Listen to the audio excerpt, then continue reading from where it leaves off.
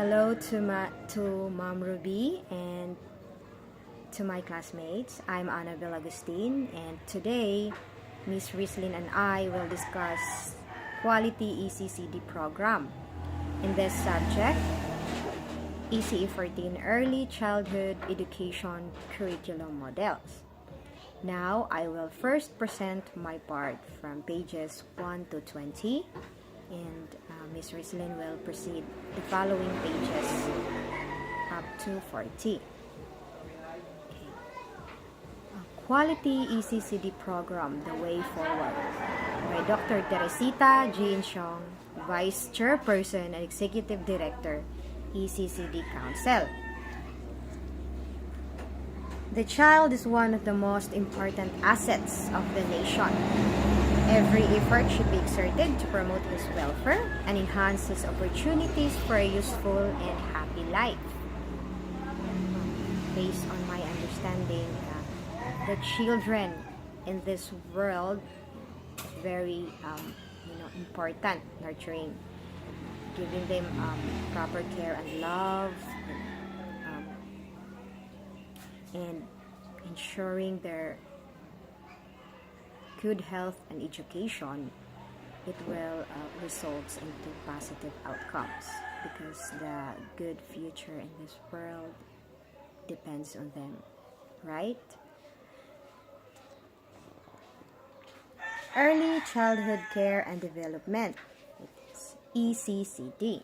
It refers to the full range of health, nutrition, early education and social services development programs that provide for the basic holistic needs of young children from 0 to age 4 and to promote their optimum growth and development. Involves a multifaceted process of development: physical, cognitive, emotional, social, and spiritual, covering the period from pregnancy through the transition from home or ECCD programs into primary school. As an outcome, in ECCD, child is physically healthy, emotionally sound, socially competent, and ready to learn. Here is the long journey. In 1964, a UNICEF project under SWA. In 1964, under the mandate of the United Nations General Assembly, approved allocations over $37 million to aid 207 projects, reflecting its focus in improving children's welfare, particularly in less developed countries. It's the result of, search it in Google. The UNICEF in 1964. In 1978, Presidential Decree number 1567 in a DCC in every barangay, also known as PD number 1567, also known as Barangay Day Care Center Law of 1978, mandates the establishment of daycare center in every barangay in the Philippines to address malnutrition and provide social and mental development opportunities for preschool children.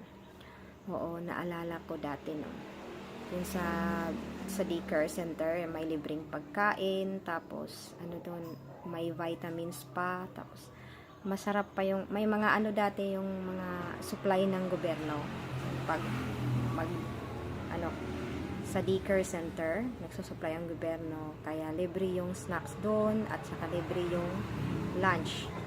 At hanggang ngayon, ginagawa pa rin yan ng gobyerno, para sa mga kabataan, para mapanatiling malusog at yung mga kabataan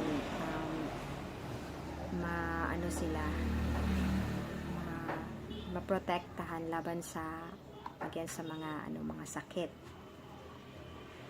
In 1987, Republic Act 6972, a Total Development and Protection of Children Program.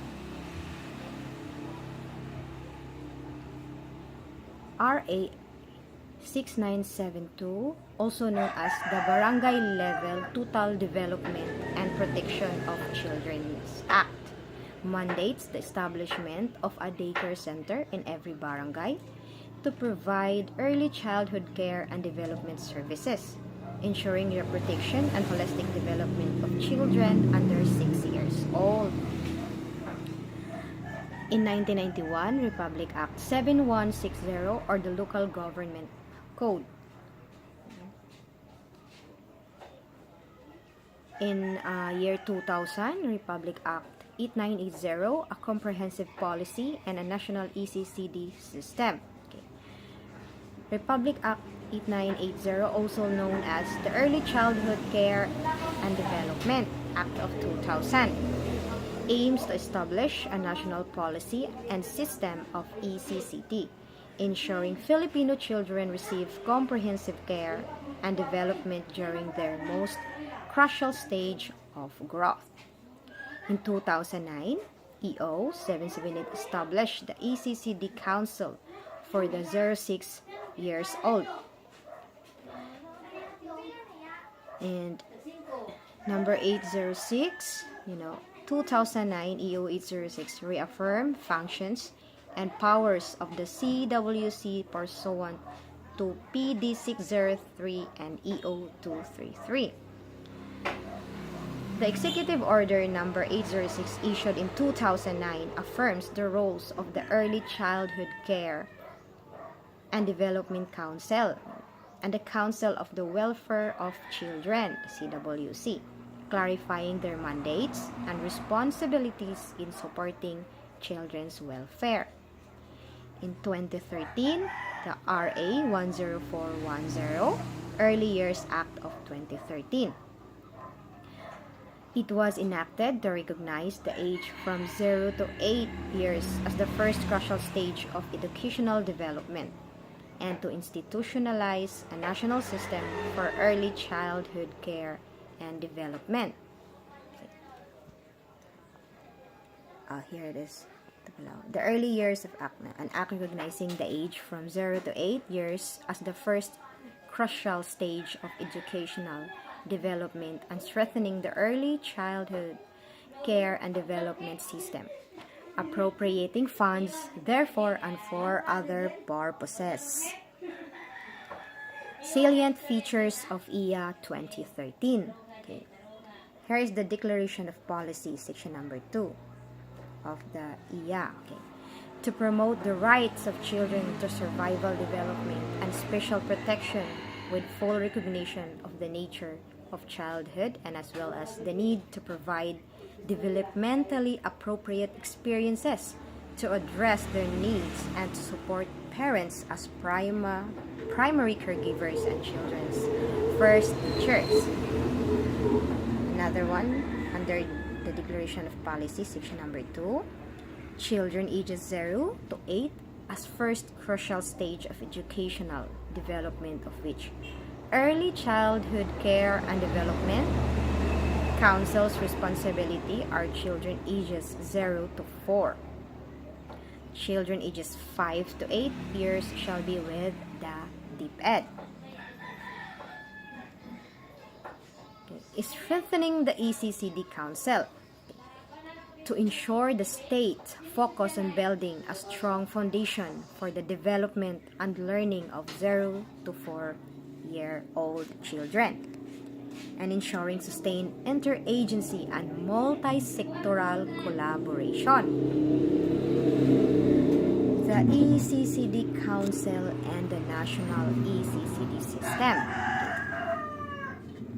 Here is the ECCD Council Governing Board. The DepEd, Secretary as ex-office Chair. The SWD, Secretary as Member. The ULAP, Executive Director as Member. Private Individual as Member. NNC, Executive Director as Member.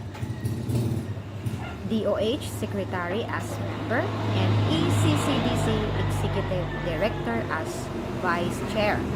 Here's the ECCD Council Governing Board. Okay. Monday, implement the National Early Childhood Care and Development ECCD system. Now, what is ECCD system? It refers to the full range of health, nutrition, early education, and social services development programs that provide for the basic holistic needs of young children from age 0 to 4 years and to promote their optimum growth and development. Naalala ko dati, my mother, she was a barangay health worker for, I think, for 20 years. And nag-ano sila ng mga bata, no? But from nabuntis pa yung nanay, ayan, inaalaga na nila yung nanay hanggang sa paglabas na ng bata. Ayan. Lahat yan, libre yung immunization, pati yung mga vitamins, at saka yung mga vaccine ng mga bata. Ganyan binigyan ng halaga ng gobyerno, no, ang mga kabataang Pilipino. And here is the ECCD system. The system components. The ECCD system.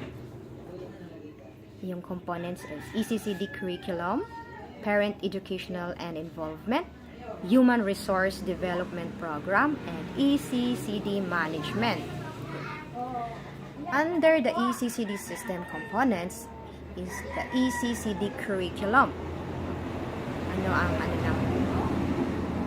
ECCD curriculum role? Shall focus on children's total development and take into account age, individual and socio-cultural appropriateness.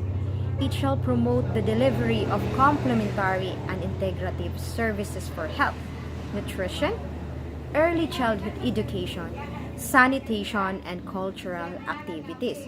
It shall use the child's first language as medium of instruction. Ito yung ECCD curriculum. Medium of instruction. Parang ngayon, di ba, yung mother tongue based education. Parang ito, ECCD curriculum. Kasi sa kindergarten, mother tongue yung ginagamit para mas madaling makaintindi yung mga bata at develop yung nila, communication skills. ECCD system components. Section 5, system framework and components. The parent education and involvement, advocacy and mobilization of communities. Shall harness and develop parents' strengths as providers of ECCD programs at home, as active partners of other stakeholders, as advocates for community concerns that affect children, and as pillars of support for local and national ECCD programs through community organization efforts. Yung parents at saka parents-teacher involvement. Children, parents, teacher involvement. Yan. ECCD system components under yung Human Resource Development Program shall establish mechanisms for the systematic professionalization of ECCD service providers through enrollment in educational program, inside-based or distance education modes, through pre-service or in-service training, including continuing education programs, whereby a registration and credential system shall be developed in ECCD system. Resource development. Ito pa under ng ECCD system, ECCD management shall consist of a continuing process of planning, implementation, supervision, financial management, monitoring, evaluation, and reporting to persons concerned, and shall encourage the active involvement of and build the capabilities of service providers, parents, and local government officials to sustain the program. Okay. Here is the vision of ECCD system. Filipino children age 0 to 4 years, and whose rights are protected and promoted, and whose potentials are developed to the fullest regardless of their conditions, socioeconomic status, gender, religion, and cultural diversity. Ito na parang yung inclusive education, right? Kasi regardless of their conditions. Yan, ganyan yung vision nila. And here is their mission: strengthen a system that raises awareness towards the improvement of the quality of life of young children, 0 to 4 years old, their families and communities through cooperative and collaborative delivery of service on health, nutrition, early education, and social development. Okay. And here is the ECCD Council roles and responsibilities.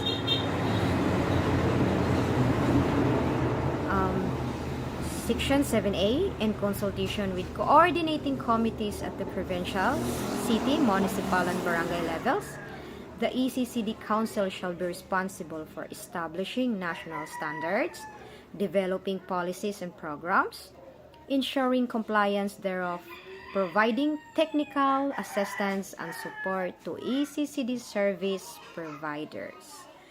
And that's all for my part. Okay, thank you so much for listening. I'm sorry again na sobrang ingay dito sa amin. And hello, Miss Rislin will continue our topic. Okay, thank you, Ma'am Annabelle. So let's continue about the rules and responsibilities of ECCD Council. So in Section 7A, the Council, DepEd, DOH, and NC shall provide continuing professional development program support, supplementary learning materials, reference materials, supplemental nutrition, and healthcare services. This means that ECCD Council, composed of the Department of Education, which is DepEd, Department of Health, DOH, and National Nutrition Council, NNC, plays a crucial role in supporting the development of young children. The Council is responsible for providing various support services, including continuing professional development programs for practitioners, supplementary learning materials, and reference materials. Additionally, the Council also provides essential health and nutrition services, such as supplemental nutrition and healthcare services, to ensure the overall well-being of young children. Next, rules and responsibilities of local government units. In Section 7A, the LGU shall include allocations from their SEF and JAD fund in addition to other local funds to be utilized for the following purposes. So the purpose of this is to support implementation of their ECCD program, organize and support parent cooperatives to establish community-based ECCD programs, to provide counterpart funds for the continuing professional development of their ECCD public service providers, and to provide the facilities for the conduct of their ECCD program. In ECCD goals, universal access to quality ECCD programs. 100% of 5 years old are ready for kindergarten. Strengthen collaboration between and among national and local government agencies, including NGOs, for efficiency and sustainability of the ECCD programs. Increase awareness of communities and families in their pivotal role as privacy services providers. ECCD goals inclusion of children with special needs with provisions for appropriate and reasonable accommodations. Establish mechanisms for the systematic professionalization of ECCD service providers. Inclusion of children with special needs. This goal aims to ensure that children with special needs or disabilities are included in ECCD programs and services. To achieve this, provisions are made for appropriate accommodations. Adjustments are made to learning environment materials and activities to meet the unique needs of children with special needs. Professionalization of ECCD service providers. This goal focuses on enhancing the quality of ECCD service providers through systematic professionalization of ECCD providers. This goal focuses on enhancing the quality of ECCD service providers through systematic Professionalization. This involves ECCD service providers are encouraged to continually update their skills, knowledge, and practices to ensure they provide high-quality care and education. By achieving these goals, ECCD program can promote inclusive, high-quality care and education for all children, regardless of their abilities or needs. Why invest ECCD? So the result of neuroscience researches studies show that a person's ability to learn is developed in the first years of their life when brain development is most rapid. The early experience is the architect of the human brain, putting in places both the foundations and scaffolding for future development. So this report analyzes the graphical representation of synapse formation in the human brain during different developmental stages. The chart illustrates how the brain undergoes crucial phases of neural connectivity, highlighting the sensitivity for sensory pathways, language, and higher cognitive functions. Sensing pathways, vision, and hearing, represented by the yellow curve. This process begins before birth and peaks within the first few months of life. Early sensory experiences significantly influence the development of vision and auditory processing. Language development. The blue curve shows that language acquisition peaks around 9 months to 3 years of age. This indicates the importance of early language exposure for optimal development. For higher cognitive functions, represented by the orange curve, this process develops later, peaking between ages 4 and 8 before gradually declining. This includes problem solving, reasoning, and abstract thinking.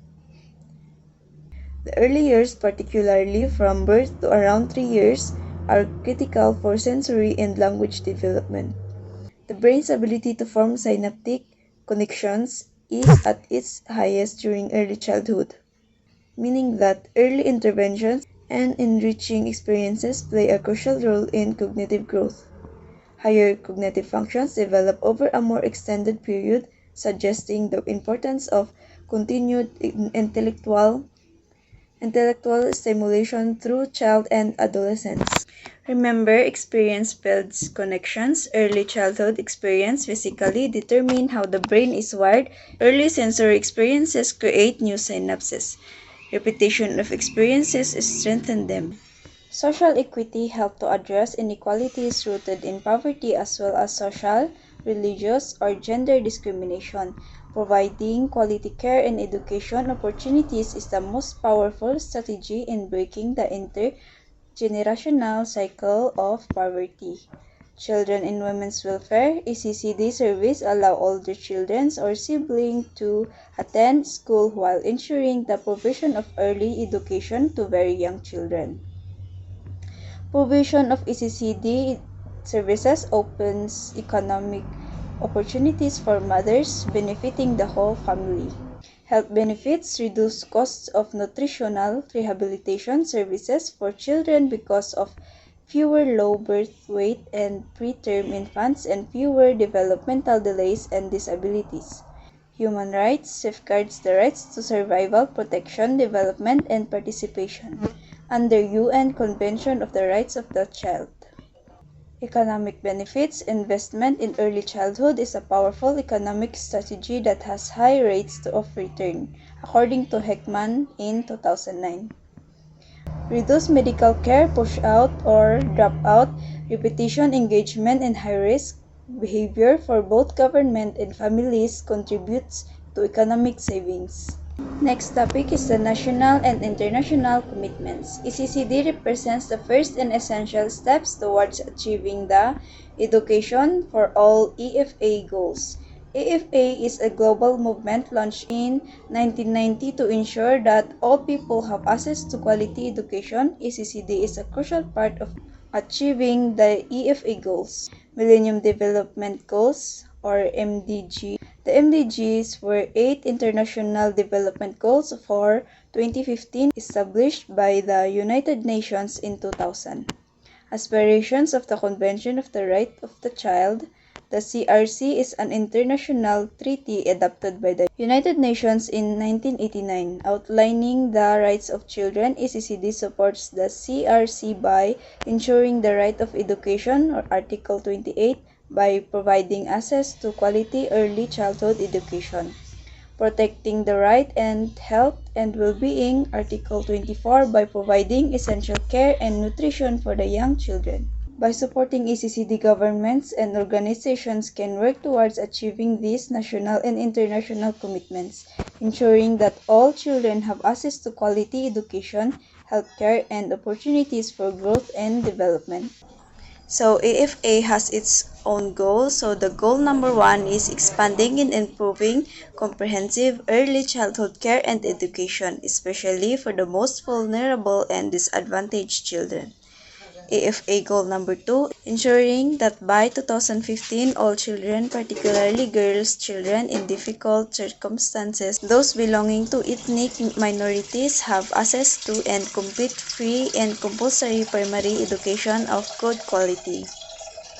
Sustainable Development Goals. Number 1, end poverty in all its forms everywhere. Number 2, end hunger, achieve food security and improve nutrition and promote sustainable agriculture. Sustainable Goals. Number 3, ensure healthy lives and promote well-being for all at all ages. Number 4, ensure inclusive, equitable, quality education and promote lifelong learning opportunities for all. Sustainable Development Goals 4.2, ensure that all girls and boys have access to quality early childhood development, care, and primary education so that they are ready for primary education. And the last one is build and upgrade education facilities that are child, disability, and gender sensitive and provide safe, non-violent, inclusive, and effective learning environments for all. That's all, and thank you for listening our report.